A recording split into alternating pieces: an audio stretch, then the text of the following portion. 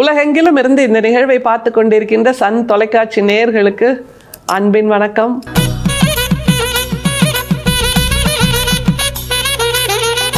நாம் எப்போவுமே பயன்படுத்துவோம் தெரியுமா, ஃப்ரெண்ட், ஃபிலாசபர் அண்ட் கைடு அப்படின்னு 3 வார்த்தைகளை. அந்த 3 வார்த்தைகளை நம்முடைய வள்ளல் பெருமானும் ஒரு பாடலில் பயன்படுத்துகிறார். அதாவது யாரை அவர் தன்னுடைய நண்பனாக, தன்னுடைய தத்துவங்களின் வெளிச்சமாக அல்லது வழிகாட்டியாக பயன்படுத்துகிறார், சொல்லுகிறார் என்பது மிக சுவாரஸ்யமான ஒரு தகவல் இந்த பாடலில் இருக்குது. அதை தவிர இந்த பாடலில் அவர் சொல்லுகின்ற அந்த தத்துவார்த்தத்தை நாமும் பல முறை உணர்ந்திருக்கிறோம். இப்படித்தானே நாமளும் இருக்கோம் அப்படின்னு ஒரு நினைப்பு வரும். அதை தவிர நாம் வாழ்வதுன்னா நம்ம என்ன நினச்சிட்டு இருக்கோம், தினமும் காலண்டரை கிழிக்கிறது, மூச்சு விடுறது அப்படின்னு இல்லை. வாழ்வதன் அர்த்தம் என்ன என்று முதல் வரியிலேயே 3 விஷயங்களை சொல்கிறார். அந்த 3 விஷயங்களும் நம்மள்கிட்ட இருக்கா அப்படிங்கிறத முதல்ல செக் பண்ணிக்கணும். செக் பண்ணிக்கிட்டு இருக்குன்னா டிக் போட்டுக்கலாம், இல்லைன்னு வச்சுக்கோங்களேன். அதை கொண்டு வருவதற்கு, அதை நம்முடைய வாழ்க்கையில் கொண்டு செலுத்துவதற்கு என்ன பண்ணணுமோ அதை பண்ணுவது தான் இன்றைய நாளின் வெளிச்சமாக அமையும். முதல்ல பாடலை பார்க்கலாம். வள்ளல் பெருமானோட பாடல்கள் எப்போதுமே இயல்பான தங்கு தடை இல்லாத ஒரு நடையில் நகர்ந்து கொண்டே இருக்கின்றன. ஆனால் அதற்குள் பொதிந்து வைத்திருக்கின்ற அந்த ஆயிரம் அர்த்தங்களை நின்று நிதானித்து நாம் உருவாக்கி கொள்ள வேண்டும், உள்வாங்கி கொள்ள வேண்டும் என்பதுதான் வள்ளல் பெருமான் பாடல்களோட சிறப்பு. இந்த பாடலை பாருங்க. புண்படா உடம்பும் புரைபடா மனமும் பொய்படா ஒழுக்கமும் பொருந்தி கண்படாது இரவும் பகலும் நிந்தனையே கருத்தில் வைத்து ஏற்றுதற்கு இசைந்தேன். உண்பனே எனினும் உடுப்பனே எனினும் உலகரை நம்பிலேன். எனது நண்பனே நலம்சார் பண்பனே உனையே நம்பினேன் கைவிடல் எனையே. 6ஆம் திருமுறையில அபயத்திறன் அப்படிங்கிற பகுதியில் 3556வது பாடலா இது இருக்கு. வாழ்க்கைக்கு என்ன வேணும் அப்படிங்கிறத முதல் வரியிலே சொல்லிடுறார் பாருங்களேன். 3 விஷயங்களை சொல்கிறார். இந்த 3 விஷயங்களும் யோசித்து பார்த்தா, ஆமாம் இல்லை இது இல்லாமல் இருந்தால் நமக்கு கஷ்டமாக இருக்குமே அப்படின்னு ஒரு நினைப்பு வரும். அடுத்தது கேட்ராக்ட் அப்படிங்கிறது நமக்கு நல்லா தெரியும். ஆனால் நம்முடைய வள்ளல் பெருமான் தான் கண்ணுக்கு அந்த புரை விழுது இல்லை, அதை தவிர மனசுக்கு புரை விழுது அப்படிங்கிறத முதலாக சொல்கிறார். மனசுக்கு புரையா அப்படின்னு நமக்கு யோசிக்க தோணும். ஆனால் என்னங்கிறத அவரே சொல்கிறார் பாருங்க. புண்படா உடம்பும் புரைபடா மனமும் பொய்படா ஒழுக்கமும். புண்படா உடம்பும் புரைபடா மனமும் பொய்படா ஒழுக்கமும். எவ்வளோ பெரிய வார்த்தைகள் இதெல்லாம் தெரியுமா? புண்படா உடம்பும், புண்படாமல் இருக்கணும் அப்படின்னா என்ன வேணும்? நாம் போருக்கு போகக்கூடாதுன்னு அர்த்தமா? அப்படி இல்லை. புண்படாத உடம்புனா நோய் நொடி இல்லாத உடம்பு அப்படின்னு அர்த்தம். புரைபடா மனமும் அப்படிங்கிறாரு.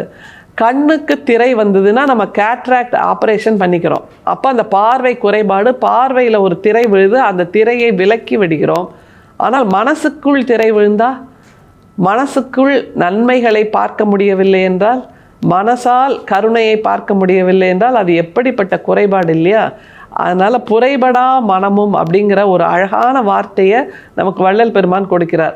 நம்ம மனசு புரைபடா மனசாக இருக்கா? ஒரு நிமிஷம் யோசித்து பார்த்துக்கோங்க. அப்படின்னா இந்த 2 முக்கியமான ஒன்று, புண்படா உடம்பும் புரைபடா மனமும். அப்புறம் அடுத்த விஷயத்த சொல்கிறார் பாருங்க, பொய்படா ஒழுக்கமும் பொருந்தி. ஏன்னா மனசுக்குள்ள சாக்கடையை வச்சுக்கிட்டு வெளியில் சந்தனமாக பேசுறது அப்படிங்கிறதும் நமக்கு நிறைய தெரியும். இப்படியாக பொய்படா ஒழுக்கம் அப்படிங்கிறாரு. அந்த பொய்படா ஒழுக்கம்னா மனசுக்குள் மாசிலனாதல் இருக்க வேண்டும் என்று வள்ளுவ பெருமான் சொல்லி கொடுத்துருக்காரு ஏற்கனவே. ஆனால் நாம் எல்லாருமே வெளியில் முகமூடிகளை நிறைய வச்சுக்கிட்டு அலைஞ்சிட்ருக்கோம். நாம் யாருங்கிறது நமக்கு உள்ள மனசுக்கு நல்லா தெரியும். நாம் வெளியில் போட்டிருக்க முகமூடி மாதிரி நாம் இல்லை அப்படிங்கிறதும் நமக்கு நல்லா தெரியும். அப்படின்னா அந்த பொய்படா ஒழுக்கம்ங்கிறது தப்பு. அதாவது பொய்படாத ஒழுக்கம் தான் வேணும், பொய்யோடு இருக்கக்கூடிய ஒழுக்கம் தப்பு அப்படிங்கிறத வள்ளல் பெருமான் சொல்லித்தரார். நம்ம முகமூடிகள் எல்லாம் கழட்டிடலாம். சொந்த முகம் அழுக்கானதாக இருக்கட்டும் பரவாயில்லை, அழகில்லாததாக இருக்கட்டும் பரவாயில்லை, பொய்படா ஒழுக்கத்தோடு இருந்தால் அதுதான் உண்மையிலேயே பேரழகு என்று வள்ளல் பெருமான் சொல்லித்தரார். அப்போ வாழ்க்கைக்கு மிக முக்கியமான 3 விஷயம், புண்படா உடம்பு, புரைபடா மனசு, பொய்படா ஒழுக்கம். இந்த 3ம் தான் வாழ்க்கைக்கு மிக மிக முக்கியமானது அப்படிங்கிறார். சரி, இந்த மூணையும் வச்சுட்டு வள்ளல் பெருமான் என்ன செய்தாராம் அதை பாருங்க.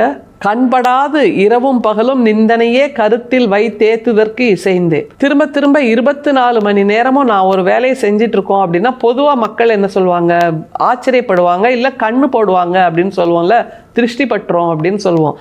அப்படி கண்படாது மற்றவங்க பார்த்து கண் திருஷ்டி வைக்காத அளவுக்கு நான் 24 மணி நேரம் ஒன்னையே நினச்சிட்டு இருக்கேன்.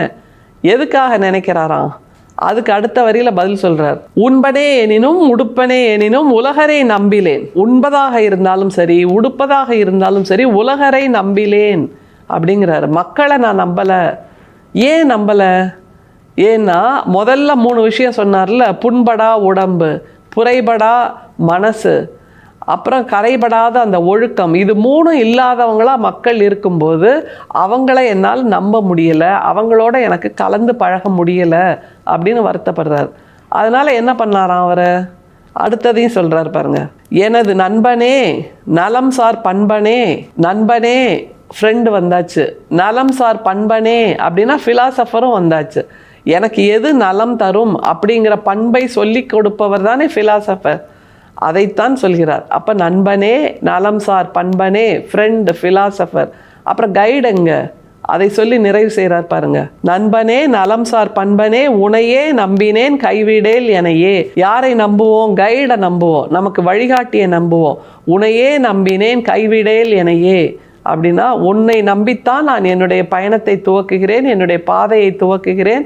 இந்த பயணத்தில் பள்ளத்தாக்குகள் இருந்தால் நீ என்னை கைதூக்கி விட வேண்டும், சர்க்கிள்கள் இருந்தால் நீ என்னை கைதூக்கி விட வேண்டும். அப்படியாக ஃப்ரெண்டு, ஃபிலாசபர் அண்ட் கைடாக நம்முடைய வள்ளல் பெருமான் எதை சொல்கிறார் என்றால், புண்படா உடம்பு, புரைபடா மனசு, பொய்படா ஒழுக்கம். இந்த 3ம் தான் ஒருத்தருக்கு ஃப்ரெண்ட், ஃபிலாசபர் அண்ட் கைடாக இருக்க முடியுமே தவிர மீதி எல்லா படாடோபமும் தேவையற்ற சப்தங்கள் தான் என்று நமக்கு சொல்லி தருகிறார்.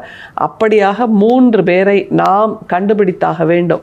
நம்முடைய வாழ்க்கைக்கு அந்த 3 பேர் யாராக இருக்க முடியும்?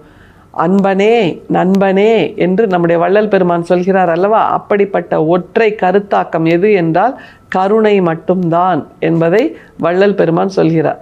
ஏனென்றால் அது ஒன்று தான் வாழ்க்கையில் என்றைக்கும் நிரந்தரம், மீதி எல்லாமே தற்காலிகம் என்னும்போது அந்த கருணையை மட்டுமே நாம் கைப்பற்றி கொள்ள வேண்டும். கருணை மட்டும்தான் நம்முடைய ஃப்ரெண்ட், ஃபிலாசபர் அண்ட் கைடாக முடியும் என்று சொல்லி தருகின்ற அருமையான பாடல். இந்த 3ஐயும் தேடி பார்ப்போம், தேடி கண்டுபிடிப்போம். அது ஒன்று தான் நமக்கான வெளிச்சமாக அமையும். அருட்பெரும் சோதி, அருட்பெரும் சோதி, தனிப்பெரும் கருணை, அருட்பெரும் சோதி. மீண்டும் சந்திப்போம். நன்றி, வணக்கம்.